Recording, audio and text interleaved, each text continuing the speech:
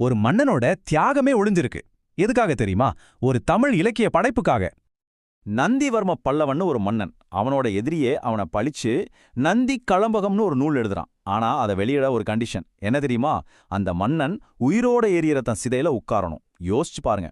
தமிழுக்காக ஒரு இலக்கியம் வெளிவரணும்னு ஒரு மன்னன் தான் உயிரையே கொடுத்தான். தமிழுக்கு உயிர் கொடுத்தவங்க பல்லவர்கள்னு சொல்ல இதை விட வேற என்ன சாட்சி வேணும்?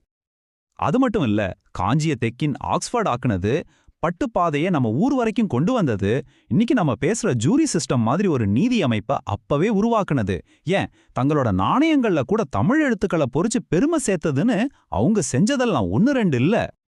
கடைசி பகுதி, சிங்கங்கள் ஏன் இன்னும் கர்ஜிக்கின்றன? சரி, இத்தனை 100 வருஷம் கழிச்சும் பல்லவர்களோட அந்த சிங்க கர்ஜனை ஏன் இன்னும் நம்ம காதுல கேட்டுக்கிட்டே இருக்கு? சோழர்களோட சின்னம் புலி, இது நமக்கு நல்லாவே தெரியும். அதுக்கு போட்டியா பல்லவர்கள் சிங்கத்தை தங்களோட சின்னமா வச்சாங்க. ஆனா தமிழ்நாட்டுல சிங்கமே இல்லையே.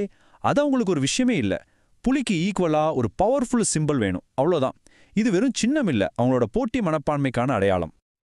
இப்ப நம்ம ஆரம்பிச்ச அந்த முதல் கேள்விக்கு வருவோம். யார் சொன்னா அவங்க பாரசீகம்னு?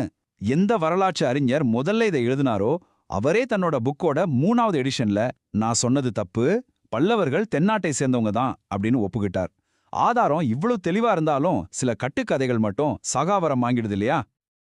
இன்னைக்கு நாம பாக்குற ஒவ்வொரு திராவிட கோவில்லையும், காஞ்சி பட்டுலையும், தமிழ்நாட்டுல இருக்கிற ஆயிரக்கணக்கான ஏரிகள்லையும், மாமல்லபுரத்தோட கலை பொக்கிஷங்கள்லையும் பல்லவர்கள் இன்னும் நம்ம கூட வாழ்ந்துட்டு தான் இருக்காங்க.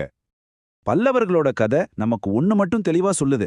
நமக்கு சொல்லப்படுற எல்லா வரலாறையும் அப்படியே நம்பிடக்கூடாது. அப்போ இது மாதிரி இன்னும் எத்தனை உண்மைகள் வெளிவராம நம்ம கண்ணு முன்னாடியே மறைஞ்சு காத்துட்டு இருக்கு, யோசிச்சு பாருங்க.